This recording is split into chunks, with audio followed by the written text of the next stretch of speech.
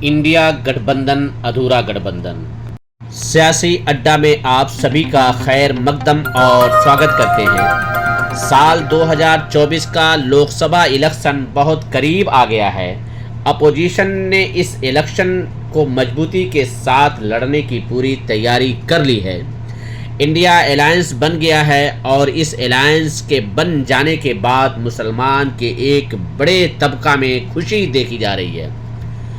कुछ मुसलमानों के मिल्ली रहनुमा भी अपोजिशन पार्टियों से बड़े मुतमईन नज़र आ रहे हैं, लेकिन मुझे अब तक ये बात समझ में नहीं आ सकी कि मुसलमानों में खुशी क्यों है, मुसलमानों में इत्मीनान क्यों है, आखिर उनको क्या मिल रहा है। मुसलमानों के एक तबका में ये बात एक तरह से बैठा दी गई है। मुसलमानों को ये समझा दिया गया है कि अगर बीजेपी के अलावा पार्टियों के भारत में हुकूमत रहती है तो मुसलमान खुश रहते हैं, मुतमईन रहते हैं, उनके लोगों का कत्ल नहीं होता, उनके लोगों को बेगुनाह गिरफ्तार नहीं किया जाता है, उनके तमाम मसले मसाइल हल हो जाते हैं। इसलिए जहां कहीं भी बीजेपी की हुकूमत होती है और उसके ख़िलाफ़ कोई दूसरा तबका लड़ाई लड़ता है तो मुसलमान आंख बंद करके उसकी हिमायत करता है, उसके साथ खड़ा नज़र आता है और मुसलमान उसके लिए किसी भी चीज़ की डिमांड नहीं करता है, अपने हुकूक की मांग नहीं करता, अपने राइट्स की मांग नहीं करता, अपनी नुमाइंदगी को दावा नहीं करता। बस इतना काफ़ी है कि बीजेपी को हराने के लिए कोई गठबंधन मौजूद है। यही मुसलमानों के वोट करने के लिए, उनके समर्थन देने के लिए, उनके साथ खड़े रहने के लिए, उनके साथ खड़े होकर नारा लगाने के लिए काफ़ी समझ लिया जाता है। अब इस मर्तबा भी यही देखिए, इंडिया अलायंस बना। इस अलायंस में बाकी पार्टियों को छोड़कर तकरीबन 26 पार्टियों को शामिल किया गया है। तो क्या ये गठबंधन अधूरा गठबंधन नहीं है? और ऐसी पार्टियां भी शामिल हैं इस अलायंस में जिसके पास लोकसभा का कोई भी एमपी नहीं है। कुछ ऐसी पार्टियां शामिल हैं जिसकी विधानसभा में कोई नुमाइंदगी नहीं है, लेकिन उन तमाम पार्टियों को इस अलायंस में शामिल किया गया है और जानबूझकर उन पार्टियों को इस अलायंस में शामिल नहीं किया गया जो हमेशा कांग्रेस को सपोर्ट करते रहे, इस तरह के गठबंधन को सपोर्ट करते रहे। और इसमें दो नाम सबसे बड़ा है। एक नाम है all India United democratic front का, जिसके कौमी सदर हैं मौलाना बदरुद्दीन अजमल। आसाम में इस पार्टी के 16 से ज़्यादा विधायक हैं। लोकसभा में इसके पास एक एमपी है। पिछले इलेक्शन में इस पार्टी से 3 नुमाइंदों को जीत मिली थी और इनके 3 एमपीज होते थे। ऑल इंडिया मजलिस इत्तेहादुल मुस्लिमीन भी एक बड़ी पार्टी मानी जाती है। 7-8 से ज़्यादा इसके विधायक हैं और देश के 2-3 सूबों में इसके विधायक हैं। इस पार्टी के पास इस वक्त 2 एमपी हैं और मुल्क के मुख्तलिफ सूबों में इस पार्टी की यूनिट मौजूद है। इसके बहुत सारे काउंसलर मौजूद हैं। इसके बावजूद इस पार्टी को भी अलायंस से दूर रखा गया है। आखिर क्यों? मुसलमानों और दलितों का मसला बस इतना नहीं है कि कांग्रेस की हुकूमत बन जाए, बीजेपी की हुकूमत न बने, बल्कि इस देश में मुसलमानों और दलितों की लड़ाई है सियासी नुमाइंदगी की, तालीमी नुमाइंदगी की और तमाम शोबों में मजबूत होने की। और जब सियासत आपको निकाल कर बाहर कर दिया जाएगा, जब सामाजिक स्टेज पर आपको जगह नहीं दिया जाएगा, फिर आप मजबूत नहीं हो सकते हैं। आपकी अपनी ताकत नहीं हो सकती है, आपके पास अपनी ज़ुबान नहीं हो सकती है और जिसका नतीजा ये होगा कि आप पीछे हटते चले जाएंगे। और इसके बावजूद दलित मुसलमान खुश हैं कि बस इंडिया अलायंस बन गया। सियासत में भारत का मुसलमान सबसे ज़्यादा पशमादा है। 78 सालों में मुसलमानों ने सियासी सतह पर, नेशनल सतह पर अपनी कोई इमेज बनाने की कोशिश नहीं की।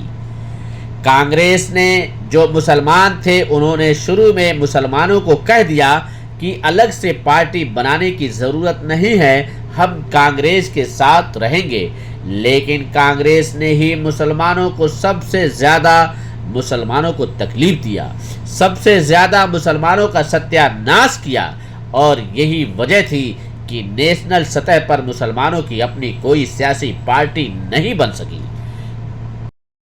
انڈیا مسلم لیگ مسلمانوں کی نیشنل سطح پر نمائندگی کر رہی تھی، لیکن وہ پارٹی بھی کیرلا تک محدود ہو گئی۔ پھر مسلمانوں کو دھیرے دھیرے احساس ہو گیا کہ جب تک ہم سیاسی طاقت نہیں بنیں گے، اپنی پارٹی نہیں بنائیں گے، یہ کانگریس اور دوسری پارٹی ہمیں صرف ووٹ بینک کی طرح استعمال کرے گی، ہمیں غلام بنا کر رکھے گی، ہماری کوئی بھی مرضی نہیں چلے گی، ان کے فیصلے کے مطابق ہمیں کام کرنا ہوگا۔ چنانچہ کچھ لوگوں نے پارٹی بنانے کا فیصلہ کیا اور اسد الدین اویسی صاحب کے والد نے آل انڈیا مجلس اتحاد المسلمین کو ایک سیاسی پارٹی کے شکل میں آگے بڑھایا، ایکٹیو کیا۔ انہوں نے چناؤ لڑنے کا اعلان کیا۔ آسام میں مولانا بدر الدین اجمل نے سیاسی پارٹی بنائی اور انہوں نے آسام میں مضبوطی کے ساتھ الیکشن لڑنے کا فیصلہ کیا۔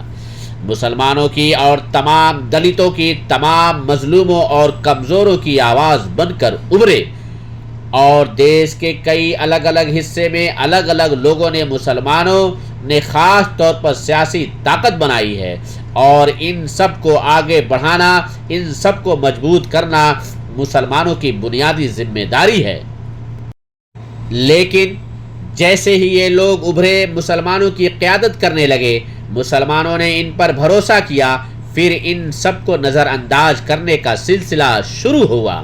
کانگریس وہ بھی کانگریس کی طرف سے اور ان پارٹیوں کی طرف سے، اور ان لوگوں کو لگا اگر مسلمانوں کی سیاسی نمائندے آ جائیں گے، مضبوط ہو جائیں گے تو ہماری دکان بند ہو جائے گی، ہمارے ووٹ بینک کی سیاست ختم ہو جائے گی۔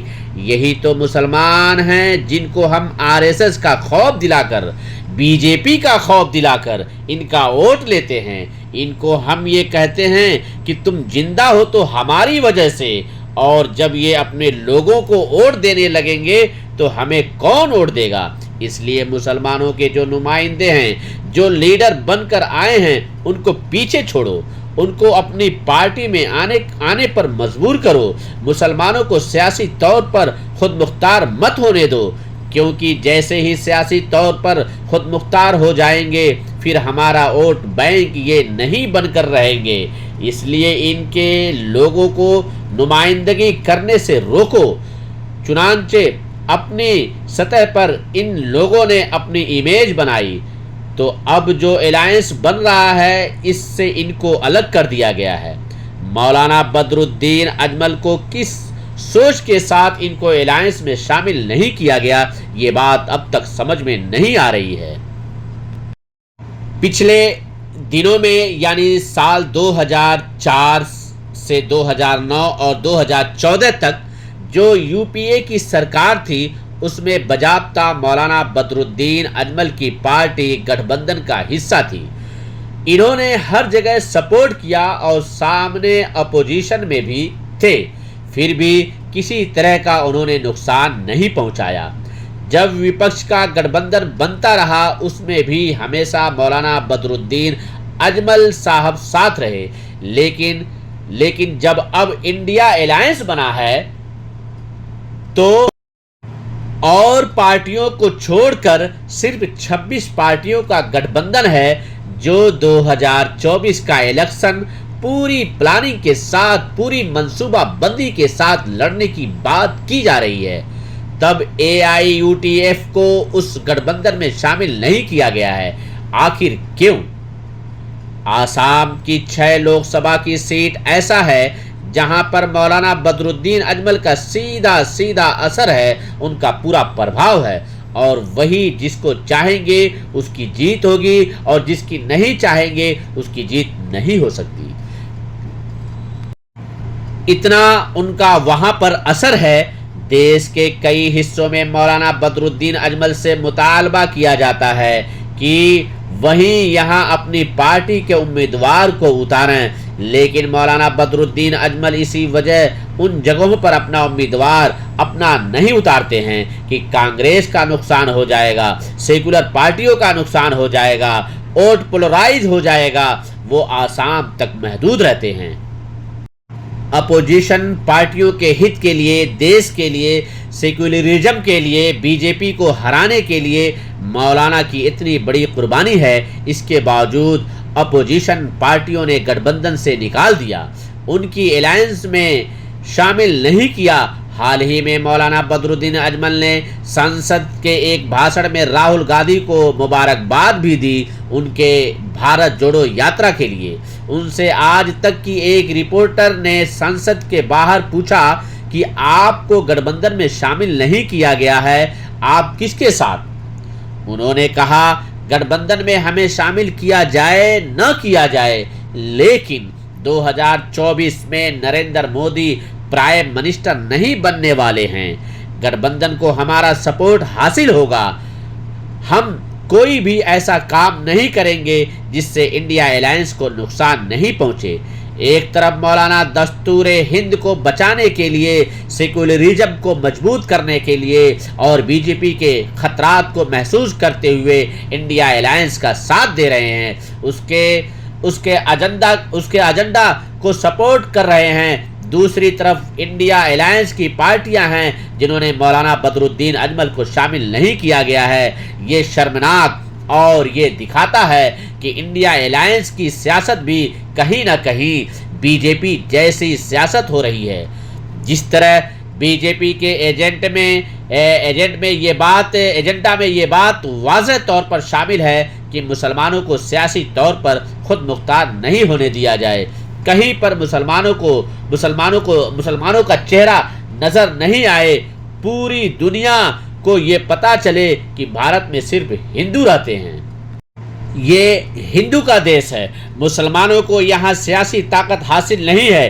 اسی طرح کا میسج انڈیا الائنس بھی اپنے اسٹیج سے، اپنے اتحاد سے دے رہی ہے کہ 26 پارٹیاں ہیں اور وہاں ایک بھی کوئی مسلمان نمائندگی کرنے والا نہیں ہے، صرف 2 مسلمان نظر آتے ہیں ان کے الائنس میں، اور وہ ہے محبوبہ مفتی اور عمر عبداللہ یا فاروق عبداللہ، اس وجہ سے کہ وہ جموں کشمیر سے آتے ہیں۔ نارتھ انڈیا، ساؤتھ انڈیا سے مسلمانوں کو صاف کر دیا گیا ہے۔ انڈیا الائنس میں جو بے حد شرمناک ہے، اور سب کو یہ مانگ کرنی چاہیے کانگریس سے، آر جے ڈی سے، ایس پی سے، ان تمام پارٹیوں سے کہ آخر ان کے الائنس میں مولانا بدرالدین اجمل کو جگہ کیوں نہیں دی جا رہی ہے، اے آئی ایم کو جگہ کیوں نہیں دی جا رہی ہے۔ خاص طور پر اے آئی یو ڈی ایف ہر قدم پر ساتھ رہتی ہے، ہمیشہ ساتھ نبھاتی ہے۔ 2021 کے ویدھان سبھا الیکشن میں بھی اے آئی یو ڈی ایف کانگریس کے ساتھ تھی، اور کانگریس کے اپنی غلطیوں کی وجہ سے بی جے پی کی سرکار بنی، تو کیوں انڈیا الائنس مسلمانوں کو الگ کر رہی ہے؟ اتنے بڑے پلیٹ فارم پر مسلمانوں کا چہرہ کیوں چھپایا جا رہا ہے؟ مسلمانوں کو سیاسی نمائندگی کیوں نہیں دی جا رہی ہے؟ انڈیا الائنس میں یہ سب سے بڑا سوال ہے، اور یہ سوال آپ بھی پوچھئے ٹویٹر پر، آئیے اس طرح کا سوال کیجئے، اس کو سنکوریج کیجئے کہ آخر انڈیا الائنس میں مسلمانوں کو سیاسی نمائندگی کیوں نہیں دی جا رہی ہے۔ تو آپ لوگ یہ بتائیں کہ یہ انڈیا گٹھ بندھن کیا ادھورا گٹھ بندھن نہیں ہے؟ اس ویڈیو میں اتنا ہی۔ آپ اپنا اظہار خیال کمنٹ سیکشن میں ضرور لکھیں کہ انڈیا گٹھ بندھن کیا ادھورا گٹھ بندھن ہے یا نہیں۔ پھر ملاقات ہوگی۔ السلام علیکم، آداب۔